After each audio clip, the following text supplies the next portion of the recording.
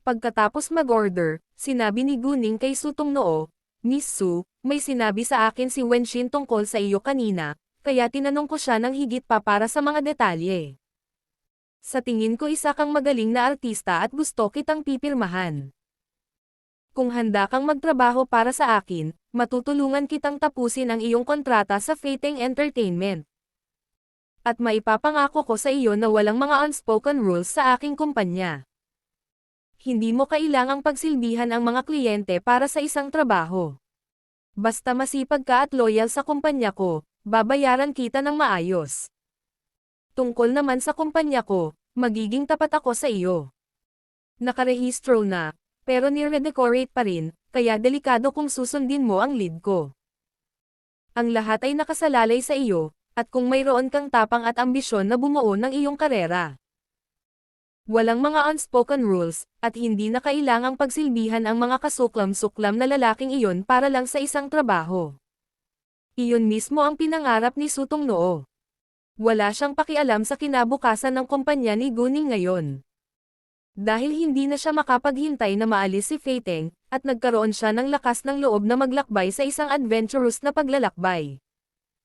Sa makatuwid, walang pag-aalinlangan na sumang-ayon si Su Tungnoo. Miss Gu, handa akong sumunod sa iyong pakay, dahil hindi na mas malala ang sitwasyon ko. Magsusumikap din ako bilang isang mahusay na artista. At magiging tapat sa kumpanya, pero, bagamat sabik na sabik si Su Tungnoo na tanggalin si Fating, hindi siya mapalagay nang maisip niya ang maimpluwensyang figure na kanyang inis. Ang taong nagpasara sa akin ay ang anak ng Vice-Direktor ng Cultural Affairs Bureau. Ito ang kabisera. Kung wala ang suporta ng gobyerno. Lalo pa ang Fating Entertainment na hindi masyadong malaki, kahit ang pinakamalaking kumpanya ng entertainment ay hindi maaaring magpatakbo ng kanilang negosyo sa lugar na ito. Natabunan ng kapangyarihan ang kapital sa bansang ito. Huwag kang mag-alala. Kakayanin ko ito, sabi ni Guning nang may kumpiyansa. Dahil sinabi ni Guning, pinili ni Su Tungnoo na paniwalaan ito, hindi dahil kay Guning, kundi dahil sa kapangyarihan sa likod ni Guning. Masyado pang bata si Guning, kaya naisip ni Su Tungnoo na kailangang may isang taong may mataas na posisyon na sumusuporta sa kanya sa likod ng mga eksena. Oh, tulungan mo ba akong tapusin ang kontrata ng assistant ko kay Fating? Napakabait niya, at gusto kong patuloy na makatrabaho siya, sabi ni Su Tungnoo. Walang problema, walang pakialam si Guning. Dahil mayroon ng paboritong katulong si Su Tungnoo, maaaring makatipid si Guning ng kaunting pagsisikap sa pagtulong sa kanya na makahanap ng isa. Maraming salamat, sabi ni Su Tungnoo. Sige, pupunta ako sa Fating Entertainment bukas mga 9:30 AM. Ang aking kumpanya ay tinatawag na Fenghua Entertainment, at ikaw ang pangatlong taong natanggap ko hanggang ngayon. Maligayang pagdating sa pagsali sa amin. Sabi ni Guning at inabot ang kanyang kamay para makipagkamay kay Su Tungnoo. Pinilit ni Su Tungnoo na umalis sa Fating Entertainment, kaya hindi naging mahirap ang desisyon para sa kanya na makipagtulungan kay Guning.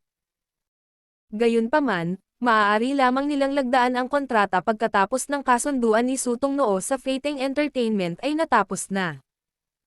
Hindi sila nagtagal doon, at naghiwalay pagkatapos ng ilang sandali. Hinatid ni Guning at Leng Xiaoteng si Cao Wenshin pabalik sa hotel bago sila bumalik sa kanilang bahay. Maaga pa, kaya niyakap ni Leng Xiaoteng si Guning habang nakahiga sa sofa at nanonood ng TV. Xiaoteng, ano ang mga kumpanya na mayroon ka? Tanong ni Guning. Shengshi Security Company lang ang alam niya. Sa wakas ay interesado si Guning na malaman ang higit patungkol sa kanya, kaya napakasaya ni Leng Xiaoteng. Hindi ko alam actually, kasi nag-hire ako ng ibang tao para mag-manage sa kanila para sa akin. Ang pangalan ng aking korporasyon ay ang Shengshi Group. Ang korporasyon ni Leng Xiaoteng ay tinawag na Shengshi Group. Kaya naisip niya na sila ni Guning ay sinadya na magkasama nang sabihin sa kanya ni Guning na ang kanyang korporasyon ay pinangalan ng Shening Group. Shengshi Group, nagulat si Guning. Narinig niya ang tungkol sa sikat sa buong mundo na Shengshi Group na may higit sa daan-daang bilyong yuan sa mga asset. Sa kanyang pagkamangha, si Leng Xiaoteng lamang ay kasing yaman ng isang bansa. Tinitigan ni Guning si Leng Xiaoteng na papalapit sa kanya at malumanay na sinabi, hindi ko akalain na napakayaman mo. Sa tingin ko hindi ko na kailangan pang magtrabaho. Nagbibiro si Guning, ngunit agad na binuksan si Leng Xiaoteng. Idiniin niya ito sa kanyang dibdib. Oo naman, pero kailangan mo muna akong pasayahin. Pagkasabi nun ay hinalikan siya nito. Nagulat si Guning na sobrang lingga niya. Si Leng Xiaoteng, sa kabilang banda, ay hindi makakuha ng sapat mula kay Guning.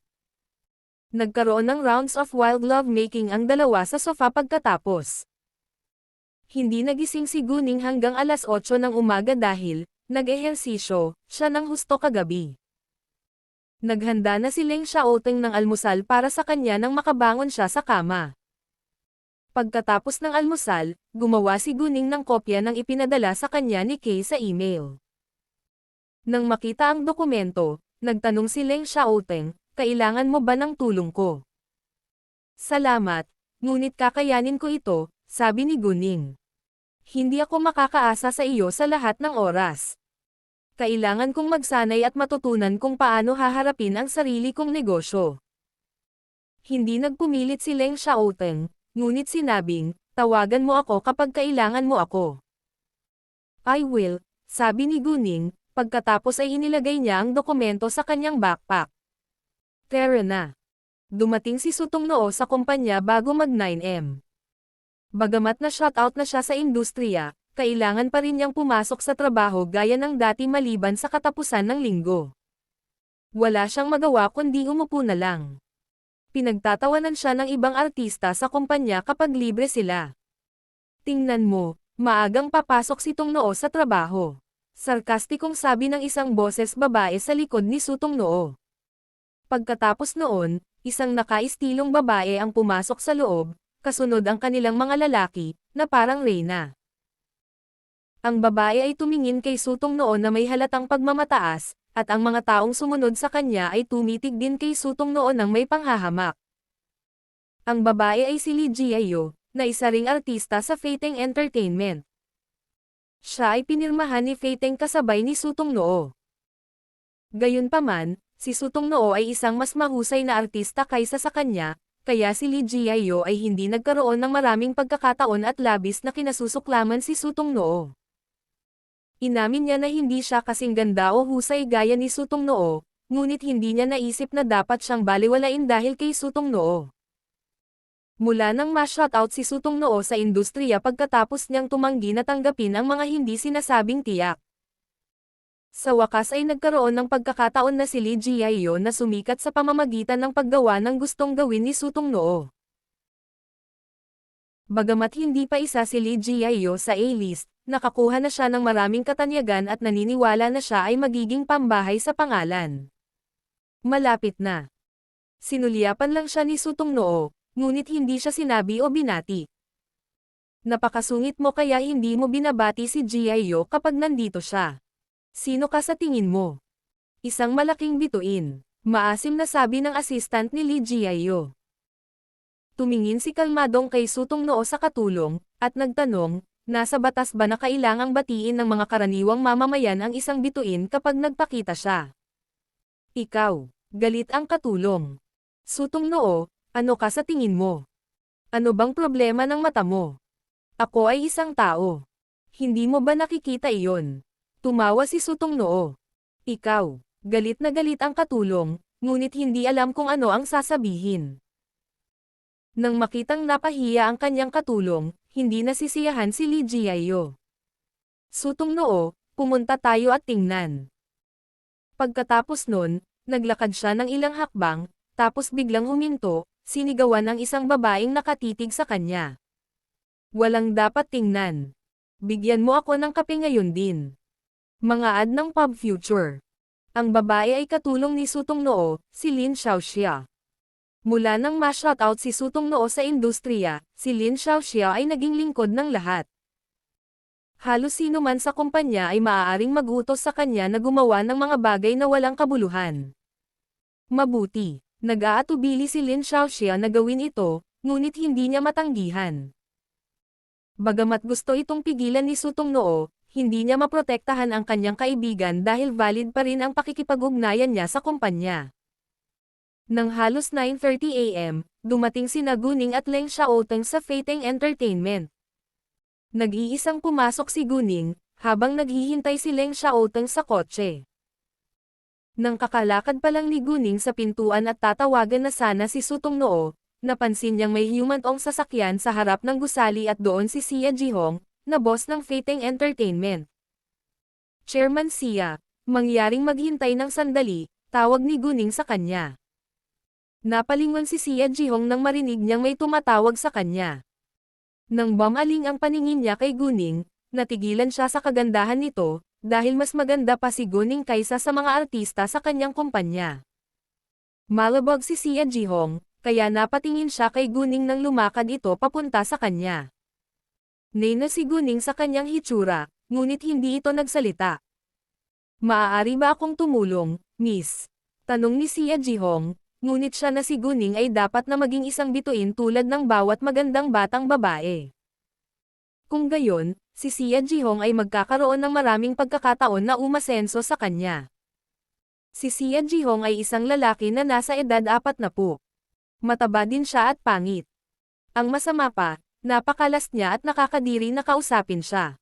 Bahagyang ngumiti si Guning. Gusto kong makipag-deal kay Chairman Xia. Libre ka ba ngayon? Siyempre. Pwede tayong mag-usap sa opisina ko. Gusto ni Xia Jihong na sexual assault si Guning, kaya inimbitahan niya ito sa kanyang opisina. Bagamat naiinis ni Xia Jihong si Guning, mas gusto rin niyang kausapin ito sa opisina. Habang nasa daan, nagsimulang magtsismisan ang mga tao nang pumasok ang kanilang chairman kasama ang isang magandang dalaga. Inakala ng ilan na si Guning ay kamag-anak ng kanilang chairman, habang ang ilan ay nahulaan na siya ay isang bagong artista. Sinundan ni Guning si Xia Jihong sa kanyang opisina. Sinabihan ni Xia Jihong ang kanyang sekretarya na umalis, kaya sila lang ni Guning ang nasa silid. Sa oras na ito, halos hindi na makapaghintay si Xia Jihong na pindutin si Guning sa sofa. Pwede ko bang malaman ang pangalan mo, miss? Anong klaseng deal ang gusto mong gawin sa akin? Sa tingin ko ay hindi na kailangang malaman ni Chairman Xia ang pangalan ko. Ngumisi si Guning. Pumunta ako dito ngayon para tapusin ang mga kontrata ni Sutong Noo at ng kanyang assistant, si Lin Xiaoxia, sa iyo. Nang marinig iyon, nagulat si Xia Jihong. Malinaw, hindi niya inaasahan na narito si Guning para tulungan si Sutong Noo. Bigla na lang nagbago ang ekspresyon niya at napangiti din. Gusto mong tulungan si Sutong Noo? Sa tingin ko, hindi iyon posible. Sa madaling salita, tumanggi siya. Paano kung ipilit ko? Ngumiti si Guning. Hanggat kaya nila ang mga liquidated damages, hindi sila mapipilit ng kumpanya na manatili. Kung hindi, ito ay labag sa batas, at sa palagay ko ay dapat malaman iyon ni Chairman Xia. Siyempre alam iyon ni Xia Jihong, ngunit hindi ito sineryoso. Sa halip, sinabi niya na may halatang disdain, batang babae, huwag kang masyadong walang muwang. Inis ni Sutong Noo ang isang maimpluwensyang tao, at walang abogado ang maglalakas loob na kunin ang kasong ito. Hindi pinansin ni Guning ang kanyang saloobin, ngunit nagtanong, sigurado ka ba? Imposible naman. Gayunpaman, kung gusto mong maging isang bituin, matutulungan kita dyan. Muling lumingon si Xia Jihong kay Guning. Bueno, bakit hindi mo muna basahin ito at mag-isip-isip? Sabi ni Guning at kumuha ng dokumento mula sa kanyang backpack, pagkatapos ay inilapag ito sa harap ni Xia Jihong. Kinuha ito ni Xia Jihong nang may pag-uusisa, ngunit natarante nang mabasa niya ito. Ikaw, hindi makapaniwala si Xia Jihong sa kanyang mga mata. Ang dokumento ay ebidensya ng mga krimen ni Xia Jihong na kinabibilangan ng panggagahasa at panunuhol. Kung hindi siya kakasuhan ng mga babaeng ginahasa ni Xia Hongji, hindi tatayo ang mga kaso, ngunit ang krimen ng panunuhol lamang ay maaaring makulong siya ng maraming taon. Nanginginig sa takot si Xia Jihong matapos basahin ang dokumento. Isang peking ngiti ang isinuot ni Guning at muling tinanong siya, bueno, sa tingin mo ba, posible bang tapusin ang mga kontrata ngayon? Fine. We can. But this document, walang pag-aalinlangan na nakompromiso si Sia Ji-hong, dahil ang huling bagay na gusto niyang gawin ay ang gugulin ang natitirang bahagi ng kanyang buhay sa bilangguan. Basta pumayag ka na palayain sila, I can pretend that this document never existed. Gayunpaman, kung gagawin mo muli ang mga krimeng ito, hindi ko maipapangako kung ano ang mangyayari, sabi ni Guning. Bagamat si Sia Ji-hong ay nagkasala ng mga krimen, hindi siya papansinin ni Guning sa pagkakataong ito para kay Sutong Noo. Mahusay. Agad namang pumayag si Sia Ji-hong. Agad niyang tinawagan ang kanyang sekretarya at nag-utos na tapusin ang mga kontrata kay Sutong Noo at Lin Xiaoxia.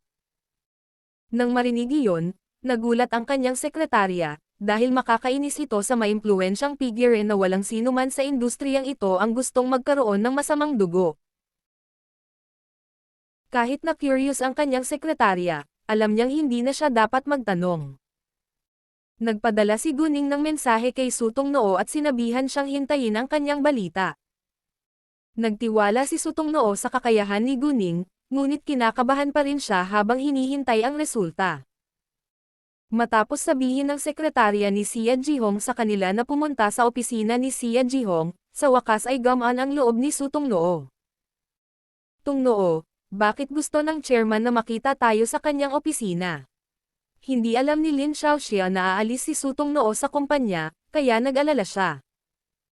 Pipilitin ka ba niyang gumawa ulit ng kasuklam-suklam? Sa pag-iisip niyan, si Lin Xiaoxia ay nabaliw. Bahagyang ngumiti si Sutong Noo.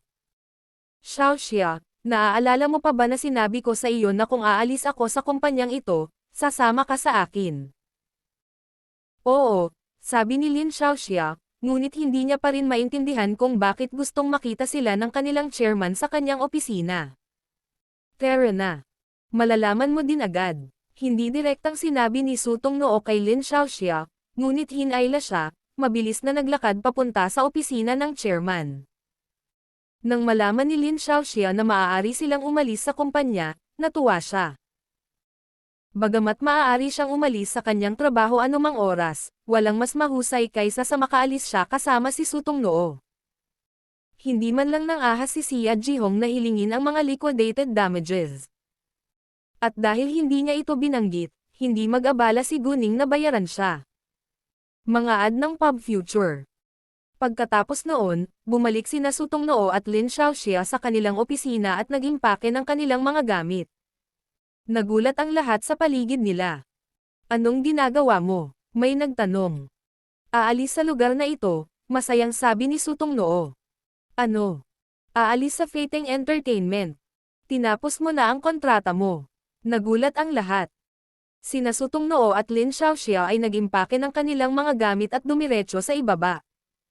Naghihintay si Guning sa kanila sa harap ng pintuan. Ang nakakagulat na balita na matagumpay na tinapos ni Sutong Noo ang kanyang kontrata sa Feiting Entertainment ay mabilis na napunta sa ibang bansa sa kumpanya. Alam ng lahat na inis ni Sutong Noo ang isang maimpluwensyang figure na hindi pa nang-ahas ng kanilang chairman na irita. Kung nagawang tapusin ni Sutong Noo ang kanyang kontrata, maaaring pinatawad siya ng maimpluwensyang figure o nagkaroon siya ng suporta mula sa isa pang mas maimpluwensyang figure. Binasag ni Lee Jiayo ang isang tasa sa sahig nang marinig niya ang balita. Tumanggi siyang tanggapin ang katotohanang sisikat si Sutong Noo, at nagpasya siyang maging mas matagumpay kaysa kay Sutong Noo. Bagamat tinapos na ni Sutong Noo ang kanyang kontrata sa Feiting, mayroon pa ring dapat pag-usapan si Guning sa kanya, kaya sinabihan ni Guning si Lin Xiaoxia na umalis muna sa kanila, habang sina Sutong Noo at Guning ay nagtungo sa isang malapit na kafe. Si Leng Xiaoting ay matiyagang naghihintay kay Guning sa kotse. Kinuha ni Guning ang kontrata at ibinigay kay Sutong Noo. Eto ang kontrata. Kung walang problema, pwede mong pirmahan. Binasa ni Sutong Noo ang kontrata, at lubos na nagulat nang mapansin niya ang ratio ng take ng kumpanya sa kanyang take. Ito ay 6-4, na nangangahulugan na ang kumpanya ay kukuha ng 60% habang siya ay maaaring magkaroon ng 40% ng kita. Karaniwan, ang ratio ay 8-2. Kung ang mga aktor ay A-list, Ang ratio ay magiging 7-3, at bihirang makakita ng 6-4, maliban kung ang aktor ay isang pangalan ng pamilya. Boss, sigurado ka ba? Tanong ni Sutong noon na walang katiyakan. Ngumiti si Guning. Oo, sigurado ako. Ito lamang ang simula. Kung maaari kang maging isa sa A-list, ang ratio ay magiging 5-5. Magsikap. Muling nagulat si Sutong Noo. Kung maaari siyang maging isang A-list na artista, maaari siyang magkaroon ng 50% ng kita. Napaka-generous talaga ng bago niyang amo. Matapos ang pagkabigla, nagpatuloy si Sutong Noo sa pagbabasa. Magbibigay ang kumpanya ng isang single-bedroom apartment para sa kanya at babayaran ang mga utility. Kung mayroon siyang sariling bahay, bibigyan siya ng kumpanya ng 3,000 yuan buwan-buwan bilang allowance sa pabahay, at ibabalik sa kanya ang mga utility. Bagamat isang taon nang isinara si Sutong Noo sa entertainment industry, sikat na siya noon at kumita rin ng malaki, kaya nagkaroon siya ng sariling bahay. Sa kasong iyon, pinili niyang magkaroon ng housing allowance na 3,000 yuan. Sa pagtatapos ng kontrata, pinirmahan ni Sutong Noo ang kanyang pangalan. Nire-decorate pa ang company building kaya nangungupahan muna kami ng studio. Pagkatapos ng Lantern Festival, magsushoot kami ng isang teleserye. Bagamat nagtatrabaho ka sa akin ngayon, nangako ako sa direktor na kaya niyang pumili ng mga artista ng mag-isa. Sa makatuwid, hindi ko alam kung maaari kang maging nangungunang aktres, ngunit magkakaroon ka ng isang audition para dito. At dahil sumali ka na sa amin, tutulungan kitang sumikat. Kung hindi mo makuha ang nangungunang papel, maaari kong hayaan kang gumanap ng isang papel na may ilang mga linya sa palabas at least. Huwag kang mag-alala.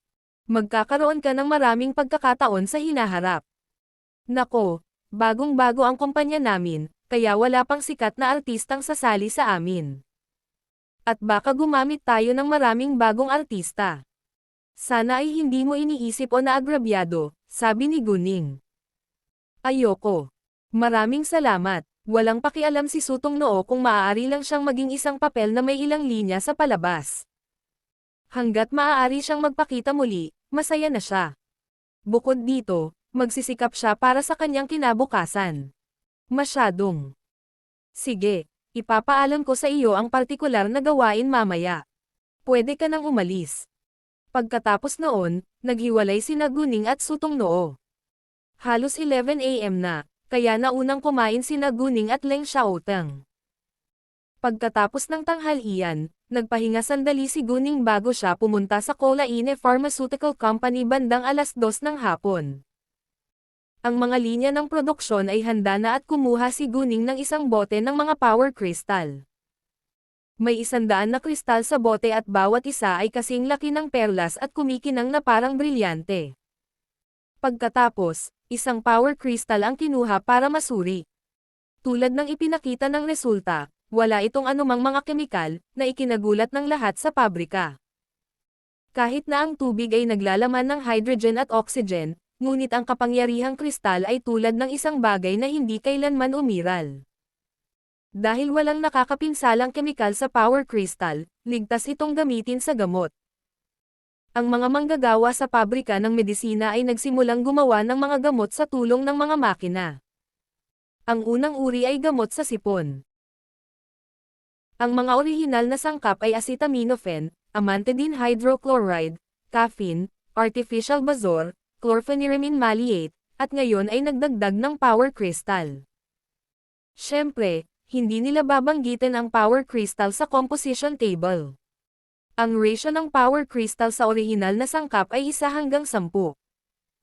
Kung ang orihinal na sangkap ay tumitimbang ng 1 kilo, kung gayon ang power crystal ay magiging 100 gramo. Makalipas ang ilang oras, handa na ang gamot sa sipon. Pagkatapos ng pangalawang pagsubok, wala itong ipinakitang kakaiba sa kanilang dati, ngunit ang epekto nito ay lubos na pinahusay. Ang isang manggagawa na nagkataon na nagkaroon ng sipon ay ang guinea pig ng tao.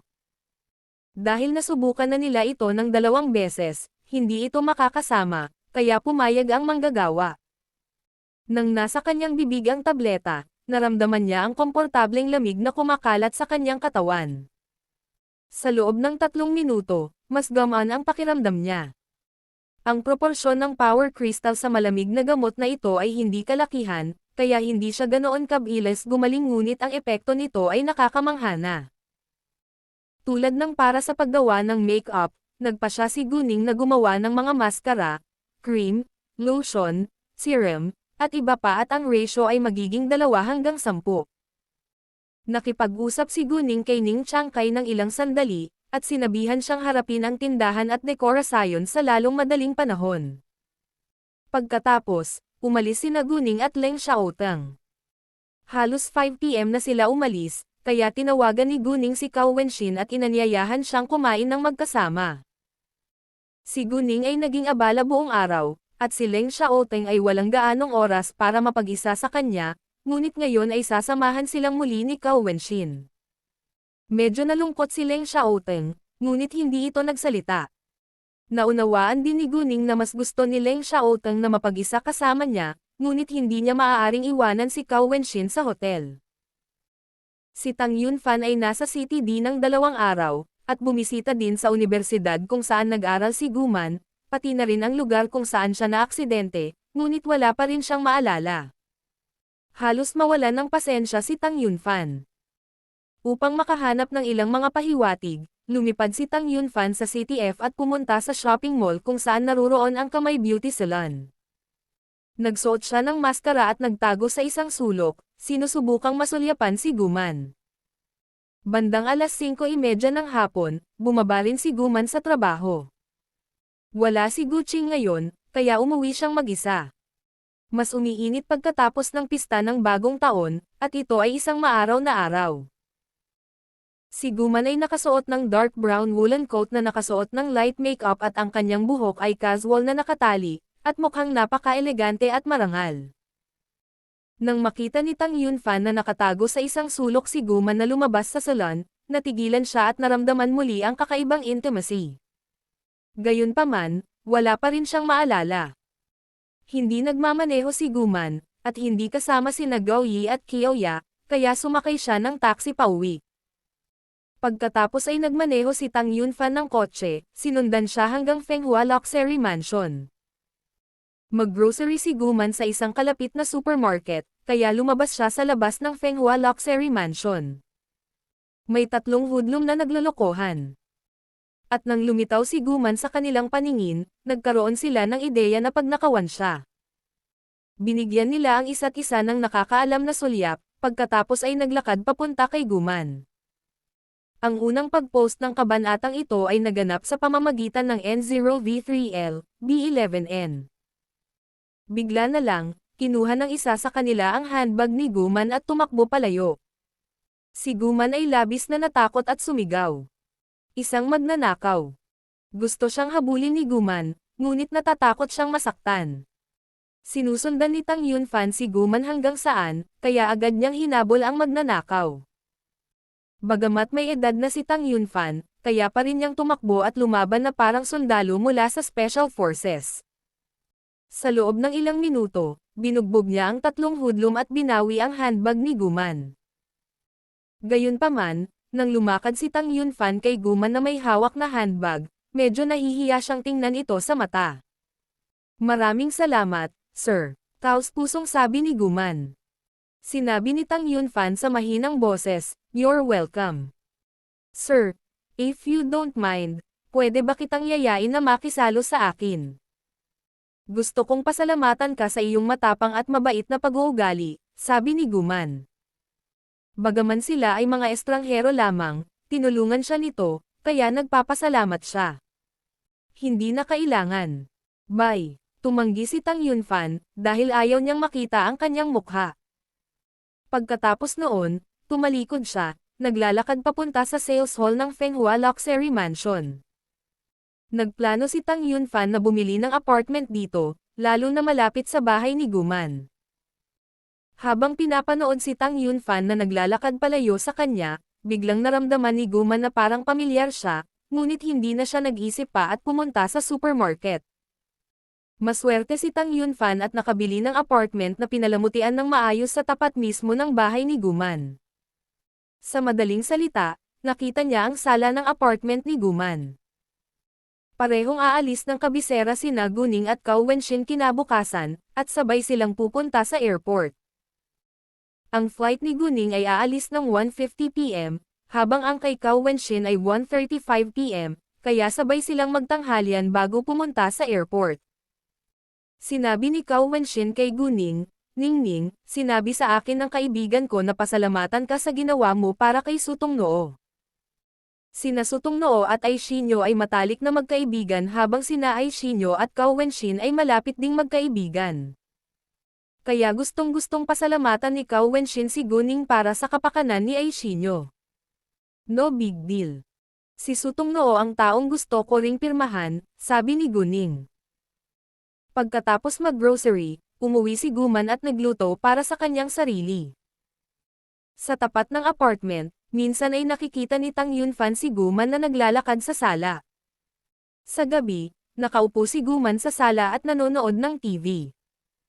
Dumating si Guqing upang makipag-chat sa kanya saglit, at pagkatapos ay umalis. Nag-iisa na naman si Guman. Nang makitang si Guman ay nag-iisa at tila nag-iisa, nakaramdam si Tang Yunfan ng hindi komportable at ang kanyang puso ay nasaktan para sa kanya. Gusto niyang makasama ito, ngunit wala pa rin siyang maalala. Nang gabing iyon, halos hindi nakatulog si Guning, dahil hindi siya pinatulog ni Leng Xiaoteng. Bukas ay aalis si Guning, at hindi alam ni Leng Xiaoteng kung kailan sila muling magkikita kaya't hindi mabilang na beses niya itong niligawan. "Ningning, sabihin mo sa akin. Magaling ba ako?" Nais ng bawat lalaki na purihin tungkol sa kanilang sekswalidad. Siyempre ikaw. Kinailangang aminin ni Guning na medyo magaling si Leng Xiaoteng sa kama. Ngunit halos hindi niya kayang gawin sa ngayon dahil sa pagsang-ayon na sagot ni Guning, mas kumilos si Leng Xiaoteng. "Hindi ko kaya. Hindi ko na kaya." Gusto siyang pigilan ni Guning, ngunit hindi siya tumigil. At hindi handang protektahan ni Guning ang kanyang sarili sa ganoong sitwasyon dahil kahit napakabigat nito, gusto pa rin niyang maramdaman ito. "Ningning, mahal kita. Mahal na mahal kita." Hindi huminto si Leng Xiaoteng, dahil paparating na siya at gustong ipahid si Guning sa kanyang katawan. "Xiaoteng, mahal din kita. Mahal na mahal din kita." Dahil sa matatamis na salita ni Guning, mas naging marahas si Leng Xiaoteng. Medyo masyadong marahas para kay Guning na tangkilikin ito, ngunit mayroon pa rin siyang magandang orgasm. Kinabukasan, umalis sina Guman at Guqing sa kanilang mga tahanan bandang 8:30 a.m. Inihatid sila ni Jiangshu sa shopping mall bago siya pumunta sa kanyang tindahan. Unti-unting naging popular ang tindahan ng construction material ni Jiangshu. Lalo na pagkatapos malantad ang pagkakakilanlan ni Guning, maraming negosyante ang bumaling kay Jiangshu para sa pakikipagtulungan upang mapanatili ang magandang relasyon sa pamilya ni Guning. Sa makatuwid, si Jiangshu ay abala ngayon. Mula nang umalis sina Guqing at Guman sa Fenghua Luxury Mansion, sinundan sila ni Tang Yunfan. Maagang bumangon si Leng Xiaoteng noong umagang iyon gaya ng dati upang maghanda ng almusal para kay Guning. Gayunpaman, pagod na pagod si Guning kaya hindi siya nagising hanggang alas 9 ng umaga. Pagkatapos ng almusal, siniil siya ni Leng Xiaoteng sa kanyang mga bisig at muli silang nag-sex. Nung almost 10 a.m. na, umalis na sila papuntang Huangdeng Hotel. Nagpunta sina Guqing at Guman sa malapit na restaurant para kumain ng magkasama. Sa hindi inaasahang pagkakataon, biglang lumitaw si Guqing Siyang at nanghiram ng pera kina Guqing at Guman. "Ching, man, alam kong marami akong nagawang mali, ngunit hayaan ang mga nakaraan na lumipas. Biological kaming magkapatid. Hindi ka ba makakatulong this time?" Sabi ni Guqing Siyang.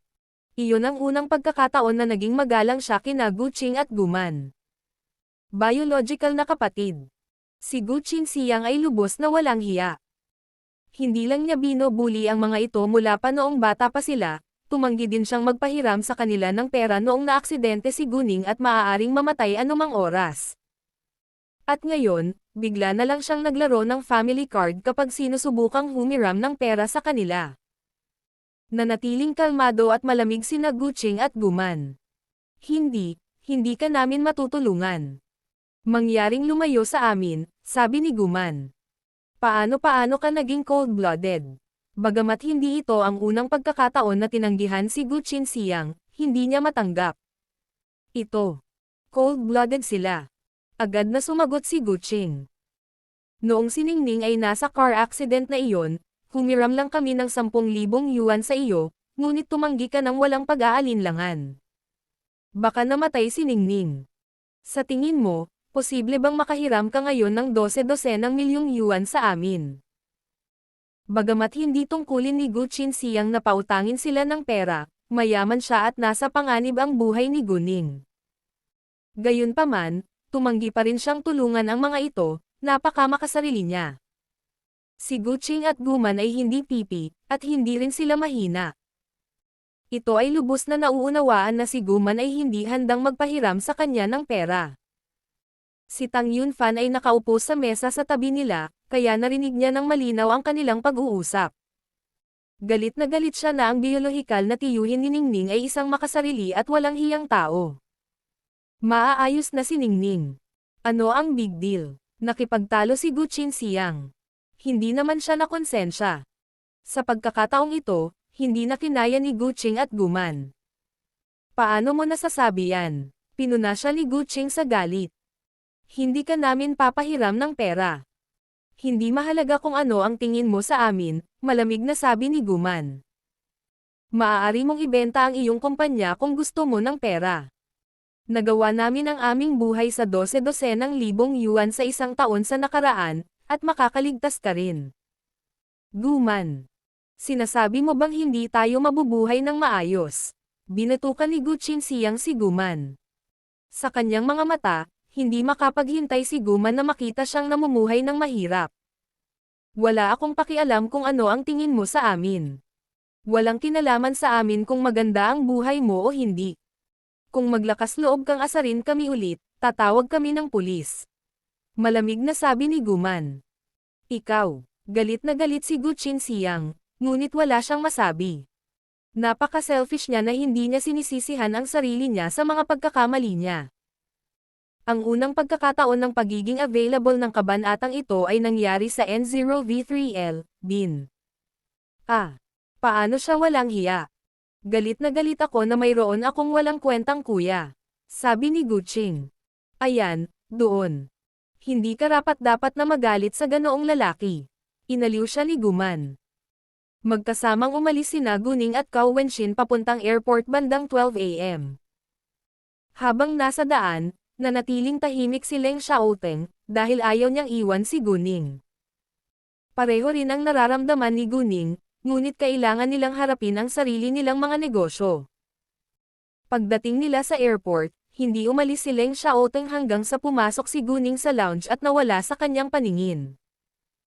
Ang mga gate na papasukan ni Guning at Cao Wenshin ay hindi malayo sa isa't isa, kaya umupo si Guning kasama si Cao Wenshin habang naghihintay sila. Sa oras na ito, lumakad si Jinbei. Nagulat silang lahat nang makitang muli ang isa't isa. Hi, Guning, pupunta ka rin ba sa CTB? Tanong ni Jinbei kay Guning at hindi pinansin si Cao Wenshin. Inilayo rin ni Cao Wenshin ang mga mata sa kanya. Hindi naman. Babalik si Wenshin sa CTB, at babalik ako sa CTF. Hindi pa oras ng pag-alis, kaya napagpasyahan kung maupo sandali kasama si Wenshin, sabi ni Guning. Kumusta naman kayo? Saan ka lumilipad? Umupo si Jinbei sa tabi ni Guning at sumagot, lipad ako sa CTB. Bibisitahin ko ang aking tiyuhin para sa Lantern Festival. Bagamat parehong alam ni Jinbei at Cao Wenshin na hindi pagkakaunawaan lang noong unang beses nilang nakilala ang isa't isa. Hindi pa rin nila nagustuhan ang isa't isa dahil sa kakilakilabot na unang impresyon. Sa makatuwid, pareho silang patuloy na nakikipag-usap kay Guning, sinusubukan na huwag pansinin ang isa't isa. Ayaw ni Guning na madamay sa kanilang alitan, kaya gumawa siya ng dahilan, naglakad patungo sa silid ng mga babae. Sasamahan kita. Agad na tumayo si Cao Wenshin at sinundan si Guning. Bakit galit ka pa rin sa kanya? Akala ko alam mo na isa lang itong hindi pagkakaunawaan, tanong ni Guning na may pagdududa. Ibinaba ni Cao Wenshin ang kanyang bibig. Ayoko lang sa kanya. Sige. Panalo ka, sabi ni Guning. Pagkaraan ng ilang sandali, nagsimulang sumakay ang mga pasaherong lumilipad patungong CTB, kabilang sina Jinbei at Cao Wenshin, ngunit sinadya nilang lumayo sa isa't isa. Gayunpaman, hindi mahalaga kung gaano nila nagustuhan ang isa't isa, nagkataon silang nakaupo sa tabi ng isa't isa sa unang klase. What the F***? Sabay na nagmura ang dalawa. At nagkatitigan pagkatapos ng sabay-sabay din. Inilayo ni Cao Wenshin ang kanyang ulo upang hindi makita si Jinbei, para hindi siya masiraan ng loob. Mga ad ng pub future.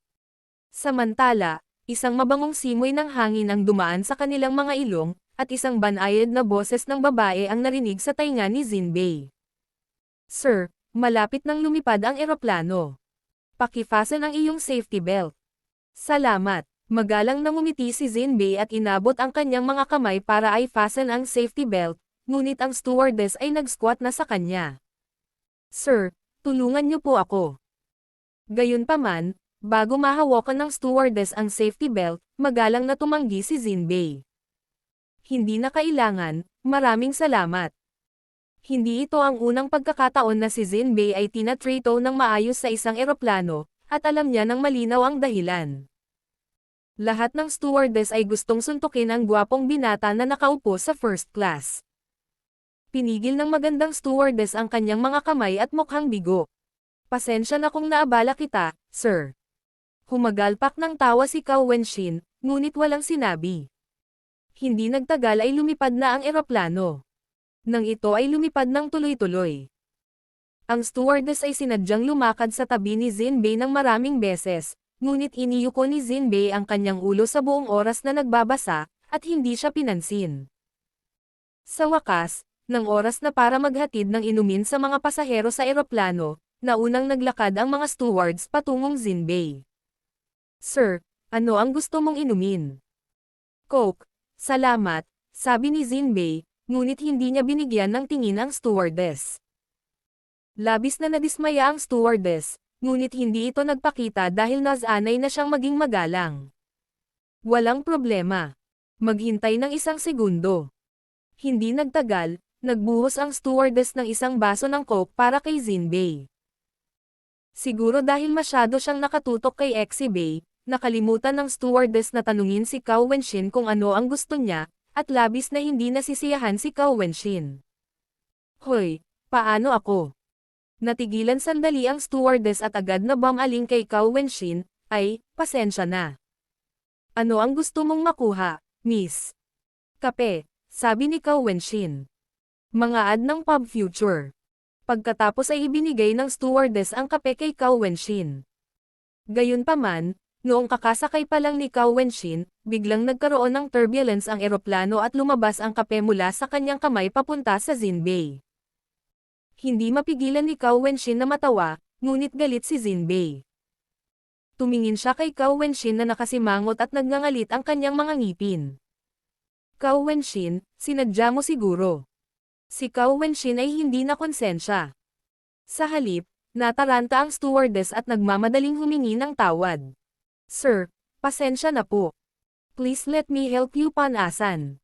Pagkasabi nito, kumuha siya ng tuwalya at gustong tulungan si Jinbei na panasan ang mga mantsa ng kape.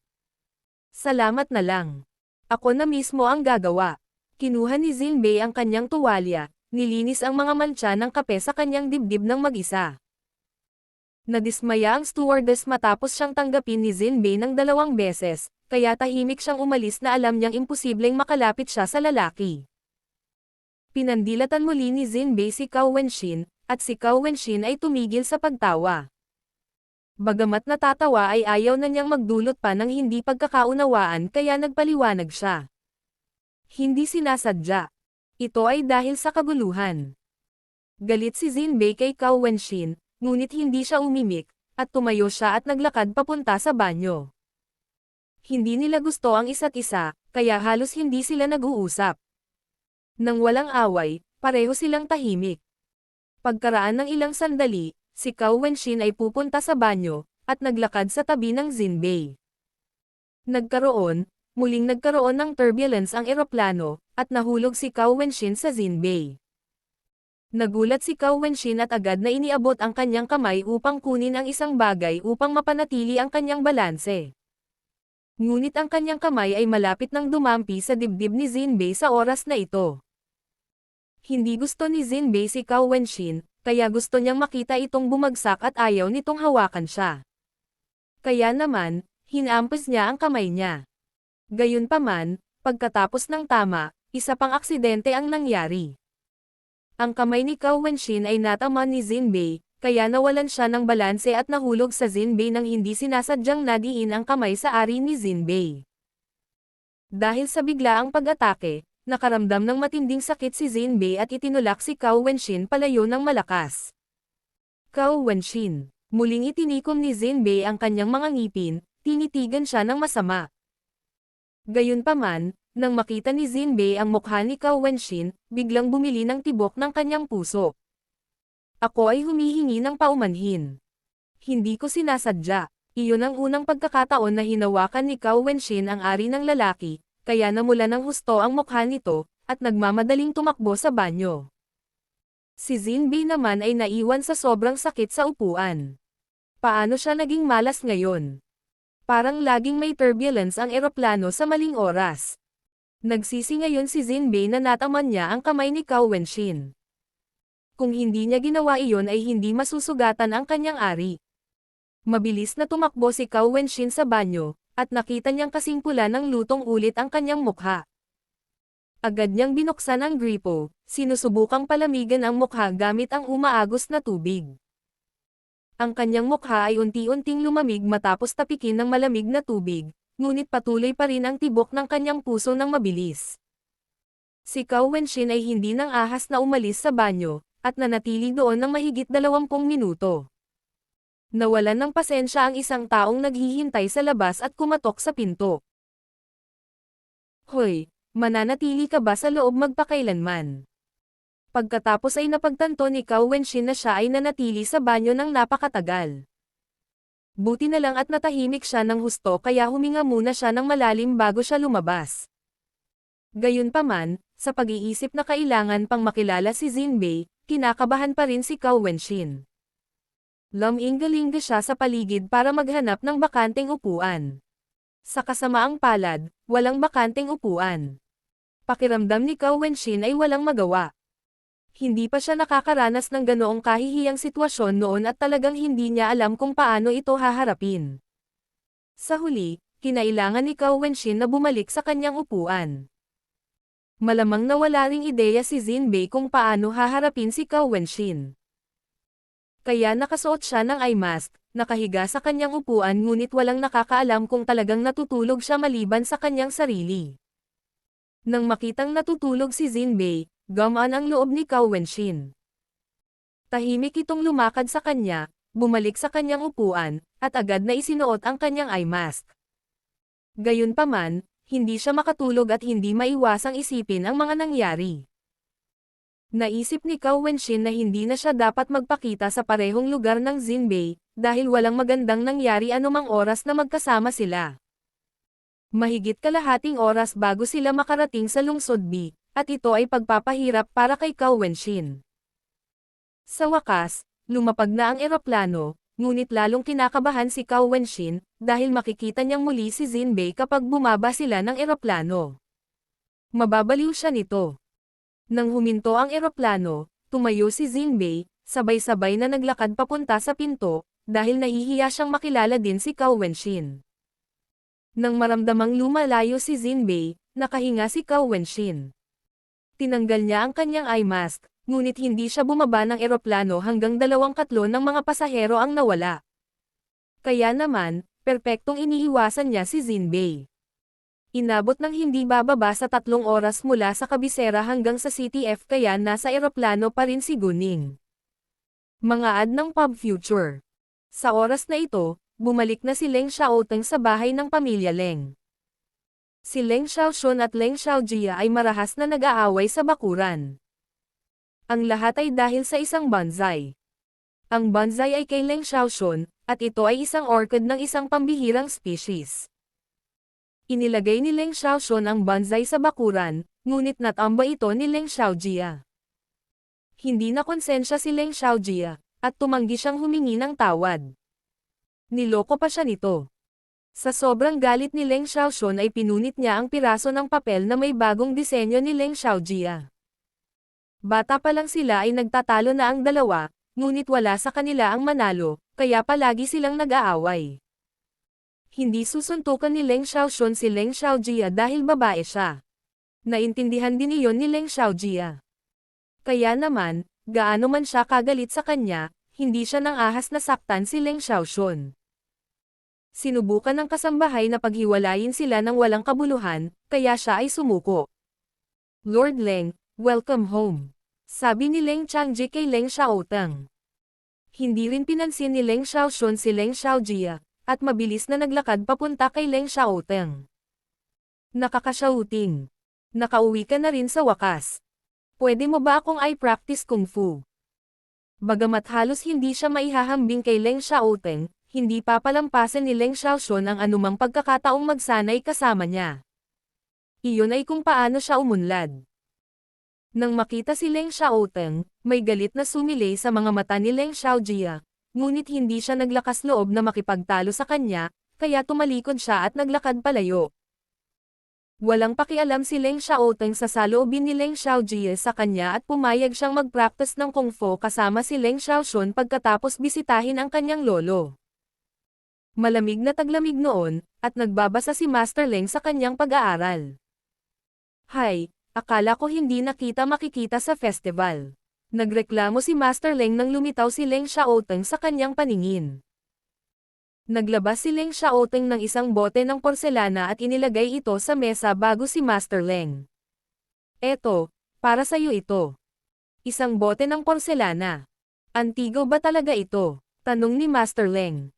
Hindi ito ang bote ngunit ang bagay sa loob nito, sabi ni Leng Xiaoteng. Yung bagay sa loob, nagulat si Master Leng. Binuksan niya ang bote at napansin niyang may bilog na tableta na kasing laki ng perlas na kumikinang na parang brilyante sa loob. Ano ito? Isang espesyal na gamot. Ito ay mabuti para sa iyong katawan at maaari kang uminom ng isang tableta tuwing 3 araw, sabi ni Leng Xiaoteng. Bagamat nagtiwala si Leng Xiaoteng kay Guning, ang gamot na ito ay regalo sa kanyang lolo, kaya kinailangan niyang mag-ingat at uminom muna ng tableta. Natunaw ang tableta sa kanyang bibig sa loob ng 1 segundo, at naramdaman niya ang malamig na hangin na kumakalat sa kanyang katawan. Sa sandaling uminom siya ng gamot, nalaman niyang unti-unting gumaling ang ilan sa mga dati niyang sugat. At doon niya napagtanto na talagang mabisa ang gamot na ito. Pagkatapos ay nagbuhos si Master Leng ng isang tableta sa kanyang bibig. Siya ay nagkaroon ng parehong karanasan bilang Leng Xiaoteng. Wow, anong gamot ito? Ramdam ko ang malamig na hangin na kumakalat sa katawan ko. Medyo komportable. Hindi sinagot ni Leng Xiaoteng ang tanong ng kanyang lolo, dahil hindi rin niya alam ang sagot. Si Lin Liwan at ang kanyang dalawang mayayamang kaibigan ay namimili ngayon. Ang isa ay nagkaroon ng alitan kay Guning noon at tinawag na Jin Langsan. Ang isa naman ay kasing edad ni Lin Liwan. Tinawag siyang Mrs. Si Mrs. Yang ay si Lin Liwan at ang bagong kaibigan ni Jin Langsan. Ang kanyang pamilya ay may higit sa 100 milyong yuan sa kayamanan, higit pa kaysa sa pamilya Go kaya't si Lin Liwan ay patuloy na nambobola kay Ginang. Yang. Nabalitaan ko na ang tunay na amo ng Jade Beauty Jewelry, ang pinakasikat na brand ng alahas na ganap, ay isang 18 anyos na babae. Sa tingin ko ang pangalan niya ay Guning, at nakatira din siya sa CTF. Napakahusay niyang babae, sabi ni Mrs. Yang, ngunit hindi niya alam ang relasyon ni Lin Liwan at Guning, kaya hindi siya naghahanap ng mali kay Lin Liwan. Nang marinig iyon, hindi nasisiyahan si Lin Liwan.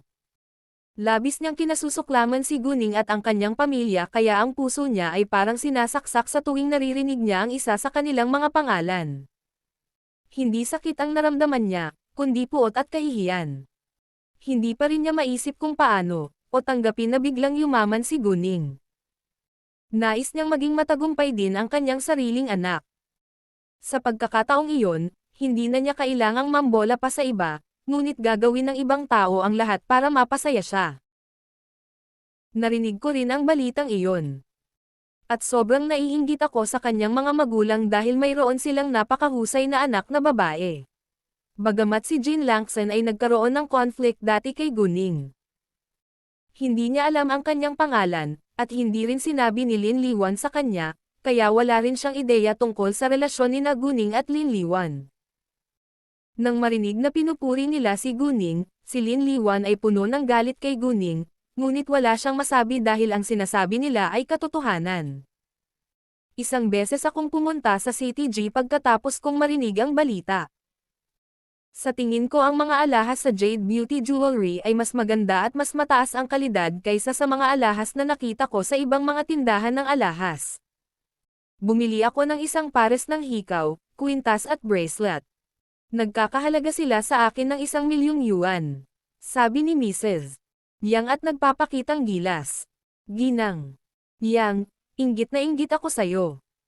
Maaari kang bumili ng kahit anong gusto mo nang walang pakialam sa presyo. Hindi tulad namin. Hindi namin kayang bayaran iyon, sabi ni Jean Langson at nambobola. Natuwa si Mrs. Yang. Nasiyahan siya sa pamimili kasama ang ibang kababaihan na mas mahirap kaysa sa kanya, dahil ang kanilang kahirapan ay maaaring magpatingin sa kanyang kayamanan. Si Guman, sa parehong oras, ay handa nang umuwi. Babalik ngayon si Guning, kaya maghahanda siya ng pagkain para sa kanyang anak. Gayunpaman, nang siya ay kakababa pa lang, nakasalubong niya si Lin Liwan.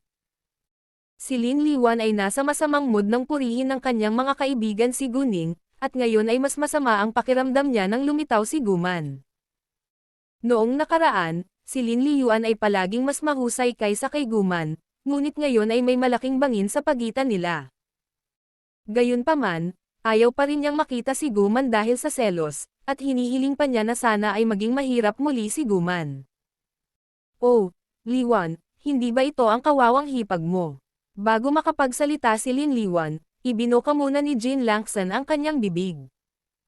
Si Guman ngayon ay hindi na mukhang mahirap, at nakadamit tulad ng isang eleganteng babae na mas mayaman pa kay Mrs.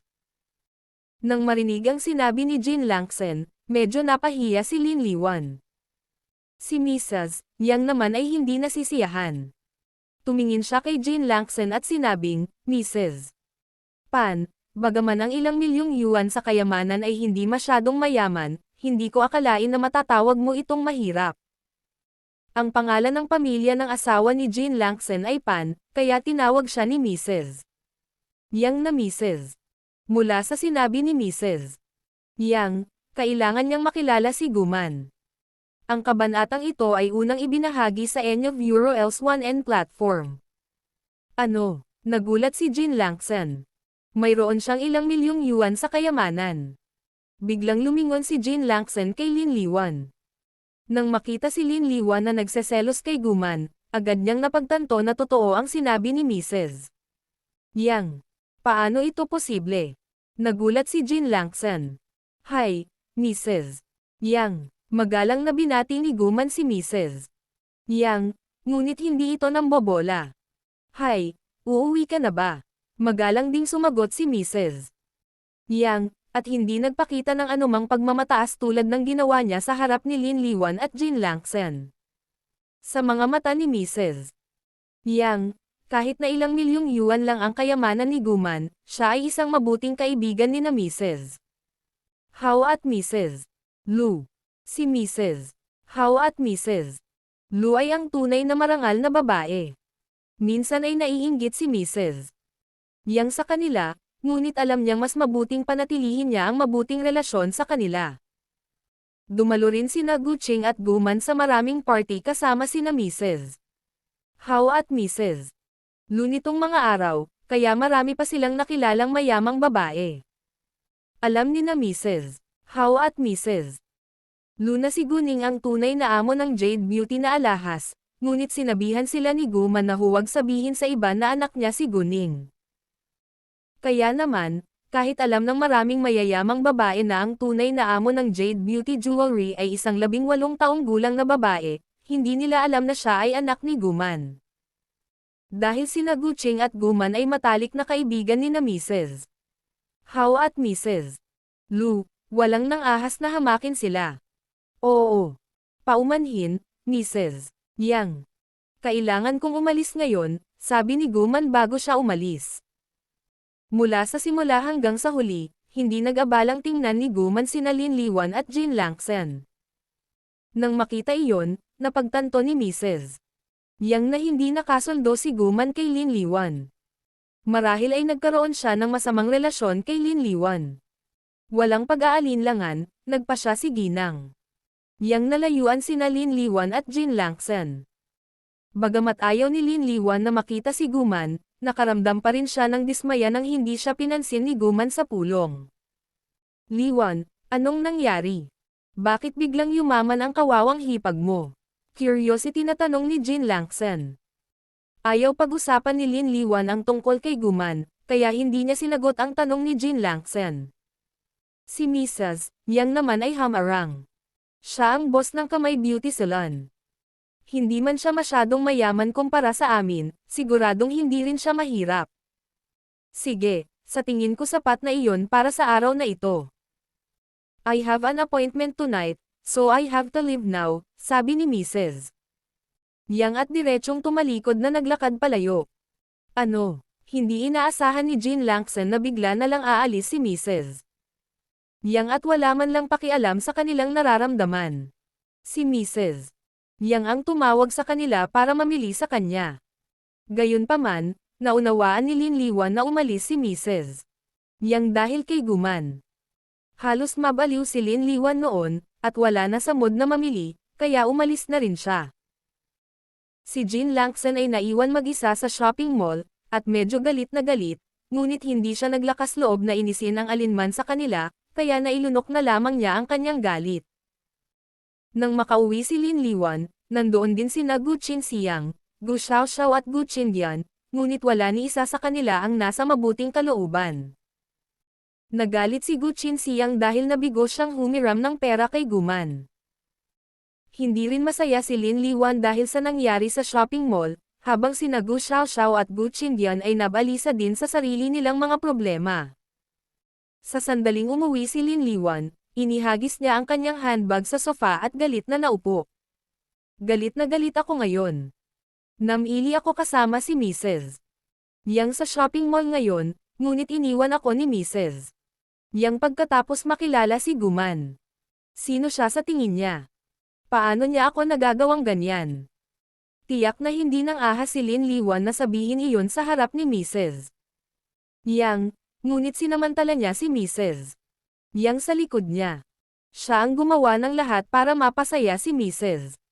Yang, at ngayon ay patuloy na rin siyang nagrereklamo sa likod ni Mrs. At paano naglakas loob si Guman na hindi ako pansinin? Pakiramdam ni Lin Liwan ay parang napahiya siya. Hindi tumigil sa pagrereklamo si Lin Liwan, na nagpalala kay Gu Qinxiang na masama na ang pakiramdam. Tama na. Tumigil ka sa pagrereklamo. Pagkatapos ay itinikom ni Lin Liwan ang kanyang bibig ng ayaw. Pagkaraan ng ilang sandali ng katahimikan, sinabi ni Gu Qindian, Tatay, lahat ng kaibigan ko ay may mga sasakyan. Bilhan mo ako ng kotse. Pakiusap. Kahit na matagal na silang mayaman, hindi pa binibili ni Gu Qinxiang si Gu Qindian ng kotse, dahil plano niyang gawin iyon pagkatapos ng graduation ni Gu Qindian. Gayunpaman, hindi makapaghintay ng ganoon katagal si Gu Qindian, dahil lahat ng kaibigan niya ay may mga sasakyan. Ang sasakyan. Halos hindi makalabas ang kumpanya ko ngayon, at gusto mong bilhan kita ng kotse. Baliw ka ba? Nagalit si Gu Qinxiang at sumigaw. Ano? Ang kumpanya ay halos hindi manatiling nakautang. Nagulat silang lahat. Matagal na akong hindi pumirma ng isang malaking kontrata, at sinimulan ko ang aking mga ipon upang bayaran ang mga sweldo ng mga manggagawa, sabi ni Gu Qinxiang. Dumarami ang bilang ng mga kumpanya ng interior decoration, at ang kanyang kumpanya ay nahaharap sa mas malakas na kompetisyon sa merkado. Dahil dito, siya ay nagpapatakbo ng negosyo na palala ng palala. Kinailangan pa ni Gu Qinxiang na gumamit ng sarili niyang ipon para bayaran ang sweldo ng kanyang mga manggagawa ngunit hindi ito tumagal, at malapit na siyang malugi. Ano-ano ang dapat nating gawin ngayon? Nag-aalalang tanong ni Lin Liwan. Tatay, napakayaman ni Guning ngayon. Mabibigyan niya tayo ng 12 ng milyong yuan, at maliligtas ang kumpanya natin, sabi ni Gu Xiaoxiao, at inangkin na ibibigay ni Guning sa kanila kahit ano. Ang kumpanya ni Gu Qinxiang ay mayroon lamang 2 milyong yuan sa mga aset sa kasagsagan nito, ngunit gusto nilang humingi kay Guning ng 12 ng milyong yuan sa isang pagkakataon. Eksakto. Maaari kang humiram ng pera kay Guman. Sabi ni Lin Liwan, ngunit alam nilang lahat ay hindi maaaring mabayaran nila si Guman. Mga ad ng Pub Future. Nakausap ko na si Guman ngayon, ngunit tumanggi siyang ipahiram sa akin ang pera. Galit na sabi ni Gu Qinxiang. Ano? Tumanggi siya. Paano siya naging cold-blooded? Ikaw ang kuya niya, sigaw ni Lin Liwan. Talaga? Paano siya naging cold-blooded? Nag-echo si Gu Xiaoxiao, na parang sila ang mga biktima. Hindi umimik si Gu Qindian ngunit ganoon din ang iniisip. Ang pamilya ni Gu Qinxiang ay napakawalan diya at makasarili at hindi nila kailanman naiisip ang kanilang sarili. Noong mahirap sina Gu Qing at Guman noon, hindi nila pinakitunguhan ng patas. Gayunpaman, sa sandaling kailanganin nila ang tulong ni Gu Qing at Guman, bigla na lang nilang naisip na kailangang tulungan sila ni Gu Qing at Guman. Napabuntong hininga si Gu Qinxiang. Tumanggi si Guman dahil ayaw kong magpahiram sa kanila ng pera noong huling beses na kailangan ng operasyon ni Guning. Hindi ba maayos si Guning ngayon? Dahil ayos lang siya, hindi na iyon big deal. Sabi ni Lin Liwan, at hindi man lang nakonsensya. Naghuhukay ang pamilya ng sarili nilang libingan. Dumating si Guning sa CTF bandang alas 5 ng hapon. Pagkababa niya sa eroplano, nagpadala siya ng mensahe kay Leng Xiaoteng at sinabi sa kanya na ligtas na siya sa bahay. Sa daan mula sa airport papunta sa kanyang tahanan, tinawagan ni Guning si Gao Yi at tinanong kung kumusta ang lahat. Sa kabutihang palad, naging maayos ang lahat. Naging abala ang Shenghua Real Estate sa pinakabagong, kaya bumaling sila ng ibang construction company para sa pagtatayo at pagsasaayos ng mga hotel at restaurant. Limitado ang bilang ng pamamahala ng kanilang kumpanya, kaya nagtrabaho sina Gao Yi at Qiao Ya bilang mga supervisor sa dalawang magkaibang lungsod. Muling inatasan ni Guning sina Gao Yi at Qiao Ya ng isang gawain. Sinabi niya sa kanila na maghanap ng mga mahuhusay o mahuhusay na tao sa mga lungsod na kanilang kinaroroonan, at kunin sila para magtrabaho sa mga kumpanya ng Guning. Ayaw ni Guning na mang-poach ng mga tauhan mula sa ibang kumpanya, dahil malaki ang posibilidad na aalis ang mga taong iyon sa kanilang kumpanya sa parehong dahilan. Sa makatuwid, mas pinili niyang sanayin ang kanyang sariling mga tao upang makuha ang kanilang katapatan. Nang makauwi si Guning, halos 6 PM na, at halos handa na rin ang pagkain. Naroon din sina Gu Qing at Jiang Xinyo, habang wala si Jiang Shu para sa isang business meal. Nang si Guning ay nasa sala pa lang ng ilang minuto, naramdaman niya ang isang titig na nakatingin sa sala mula sa labas. Hindi agad lumingon si Guning, sa halip ay naglakad siya papunta sa kurtina. Nagtago siya sa likod ng kurtina, at hinanap ang titig noon. Labis na nagulat si Guning nang malaman niyang si Tang Yunfan ang nakita niya sa kanyang tahanan. May hanap ba siya, o may naalala? Malinaw, si Tang Yunfan ay patuloy na nakatutok sa tahanan ni Guning para sa isang dahilan. At nahulaan ni Guning na malamang na may nalaman si Tang Yunfan sa halip na may maalala. Kung hindi, bumibisita siya dito sa bahay, sa halip na palihim na tumitigsa. Alam na si Tang Yunfan iyon, nagpahinga si Guning. Nagpasya siyang huwag ipahalata na alam niya at bibigyan niya ito ng tulong kapag kinakailangan. Handa na ang pagkain, sabi ni Guman. At nagtipon sila sa dining room. Walang ideya si Tang Yunfan na natuklasan na siya ni Guning. Nakatayo pa rin siya sa may bintana habang nakatingin sa sala. Gayunpaman, pumunta silang lahat sa dining room at walang natira sa sala.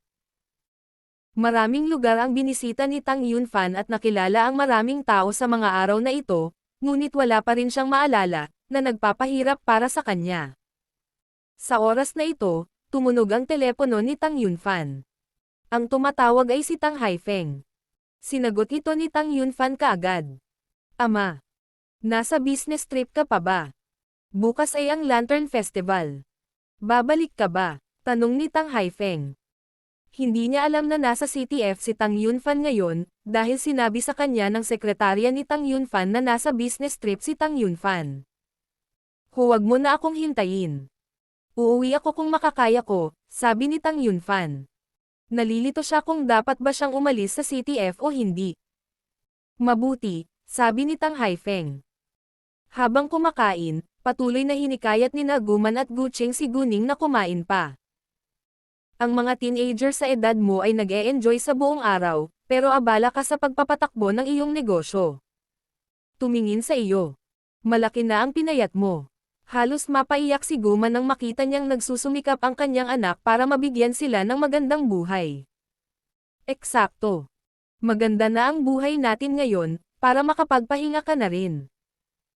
Naiintindihan namin na nasa iyo ang iyong mga plano at ambisyon, at hindi ka namin pipigilan, ngunit kailangan mong pangalagaan mabuti ang iyong sarili. Wala nang mas mahalaga pa sa kalusugan mo, okay? Sabi ni Gucheng. Malaki rin ang kanyang malasakit kay Guning. Labis na naantig si Guning. Nagkaroon na siya ng pamilya na tunay na nagmamalasakit sa kanya. Nay, tita, huwag kang mag-alala. Aalagaan kong mabuti ang aking sarili, sabi ni Guning. Para mapasaya sila, ginawa ni Guning ang lahat ng kanyang makakaya na kumain hanggat kaya niya, at busog na busog siya sa huli. Nang marinig ni Chu Pihan na bumalik si Guning, inimbitahan niya ang lahat ng kanilang mga kaibigan na magtipon. Ang itinalagang lugar ay Dihao Clubhouse, ngunit nagsaya sila sa isang pribadong silid, sa halip na sa bar. Inakala ni Guning na ang kanyang mga kaibigan lang mula sa paaralan ang darating, ngunit nalaman niyang nandoon din sina Sito Ye at Chu Xuanfeng nang pumasok siya. Gayunpaman, hindi lahat ng kanyang mga kaibigan mula sa paaralan ay nagpakita ngayon. Si Haoran, Moke at Yu Mixi lang ang dumating. Nang pumasok si Guning, sina Haoran at Moke ay naglalaro ng Q Sports, habang sina Chu Pihan at Yu Mixi ay naglalaro ng darts. Hi, boss. Hi, Ningning. Nang makita si Guning na paparating, lahat sila Haoran, Moke, Yu Mixi at Chu Pihan ay tumigil at bumati sa kanya. Binati din sila ni Guning, pagkatapos ay naglakad papunta sa Sito Ye at Chu Xuanfeng na nakaupo sa sofa at umiinom ng alak. Kumusta, Sito, Xuanfeng? Napakapanatag ni Guning, na nagpahanga kay Chu Xuanfeng. Sa kanyang mga mata, iba talaga si Guning sa ibang mga babae. Alam na ni Chu Xuanfeng na alam ni Guning ang pagkakakilanlan ni Sito Ye, dahil sinabihan siya ni Sito Ye. Kaya nagulat siya nang makita si Guning na napakalma at nakaka-relax nang harapin niya si Sito Ye. Kakaunti lang ang mga tao na hindi natatakot sa Sito Ye, kahit si Chu Xuanfeng ay nakakaramdam ng takot sa Sito Ye minsan. Ang mas ikinagulat ni Chu Xuanfeng ay ang kasintahan ni Guning, na tagapagmana ng pamilya Leng sa kabisera, at ang pinakabatang mayor na general sa militar. Kumusta, Guning? Halika dito at maupo ka. Tinanggap siya ni Chu Xuanfeng, at nagbuhos ng isang baso ng alak para sa kanya. Hindi nila gustong magsaya kapag may mga tagalabas sa paligid, kaya walang mga waiter sa pribadong silid, at si Chu Xuanfeng ang may pananagutan na magbuhos ng alak. Tumingin si Sito Ye kay Guning at nagreklamo. Hindi kita tinawagan, kaya hindi mo ako tinawagan. Pinadalhan mo lang ako ng mensahe noong Spring Festival. Nang marinig ang pagrereklamo ni Sito Ye, parehong nagulat sina Chu Xuanfeng at Chu Pihan. Kailan pa naging sensitive ang amo nila? Malaki ang pinagbago niya simula nang makilala niya si Guning. Naunawaan ni Chu Xuanfeng na gusto ni Sito Ye si Guning, kaya alam niya kung bakit iba ang pakikitungo ni Sito Ye kay Guning. Si Chu Pihan, sa kabilang banda, ay walang ideya tungkol dito, at ang kanyang dart ay ganap na nalampasan ang round board dahil sa kanyang pagkamangha. Hindi alam ni Yumixi kung ano ang nangyayari, kaya naramdaman niya na kakaibang bigla na lang nalampasan ni Chu Pihan ang kanyang pakay. Sorry, tinamad ako. Binigyan siya ni Guning ng isang perfunctory na sagot. Alam ni Sito Ye na iyon ay isang perfunctory na sagot, ngunit hindi niya alam kung paano sasagutin. Pinadalhan kita ng regalo sa bagong taon, ngunit hindi ka naghanda ng regalo para sa akin. Bahagyang kumunot ang noo ni Sito Ye. Nang marinig iyon, muling nagulat sina Chu Xuanfeng at Chu Peihan. Kailan pa kulang ng regalo ang amo nila? Fine, napagtanto ni Chu Xuanfeng na ang kanyang amo ay hindi nagkukulang ng mga regalo, ngunit kulang siya ng regalo mula kay Guning. Si Sito Ye ay walang pakialam sa mga regalo ng iba ngunit ang gusto lang niya ay regalo ni Guning. Nagulat din si Guning. Napakayaman mo, at kulang ka sa regalo ko. Mga ad ng Pub Future. Bagamat magalang na magpadala ng regalo pabalik, nagulat si Guning na hihilingin ito ni Sito Ye sa sarili niyang inisyatiba. Oo, sabi ni Sito Ye nang may katiyakan. Sige, bibigyan kita ng regalo, sabi ni Guning. Gayunpaman, bago pa man sumaya si Sito Ye, ang susunod na sinabi ni Guning ay nagpasindek muli sa kanya. Magbibigay ako ng regalo sa lahat ng nandito. Dagdag ni Guning. Nagalit si Sito Ye. Ang isang regalo para sa lahat ay magiging walang kabuluhan. Gayunpaman, wala siyang magagawa tungkol dito. Magkakaroon din ba tayo ng regalo? Ano ito? Si Howran at ang iba pang mga tao sa silid ay agad na nagtipon sa paligid ni Guning. Alam nilang lahat na ang regalo ni Guning ay kailangang napaka-espesyal, kaya lahat sila ay na-curious. Naglabas si Guning ng maraming bote ng porselana na inihanda niya kanina. May 3 table tas sa bawat bote ng porselana. Ito ay isang kakaibang gamot, na nakakapagpagaling ng anumang sakit, at ito ay napakaligtas. Pagkatapos ay sinabi sa kanila ni Guning ang mga epekto ng gamot ng detalyado. Nabalitaan na ito ni Howran at ng iba pa niyang mga kaibigan noong nasa bahay sila ni Su Anya, at nasaksihan din nila ito, kaya naniwala silang lahat. Si Sito Ye at Chu Xuanfeng, sa kabilang banda, ay lubos na nagulat, at hindi makapaniwala.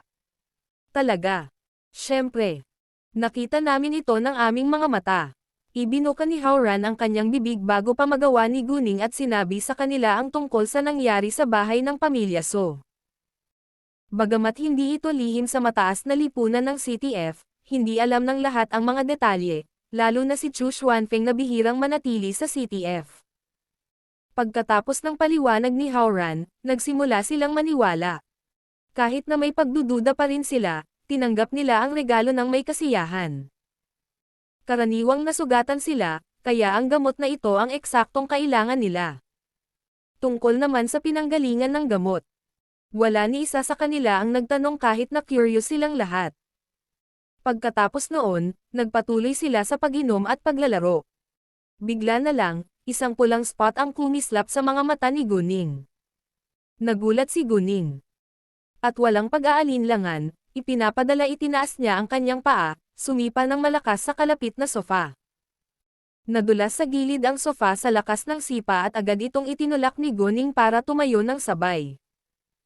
Bago pa malaman ng iba kung ano ang nangyayari, isang bala ang tumama sa sofa na may malinaw na tunog. Nang makita ang bala, naunawaan ng lahat na ang isa sa kanila ay tinutukan. Ang mga ugat ng kwentong ito ay mula sa pinagmulan ng novel BN. Sabay-sabay na tumingin si Guning sa sniper, at nakitang nataranta ang siya bago niya inimpake ang kanyang mga gamit at tumakbo palayo.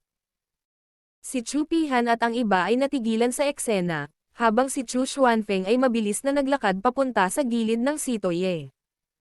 Si Sito Ye ay nanatiling kalmado, ngunit galit na galit. Wala sa kanila ang nasa mood na magsaya pagkatapos ng aksidente, kaya umalis sila sa clubhouse. Maraming salamat, Guning, sabi ni Sito Ye. Kung hindi dahil kay Guning, napatay na sana siya.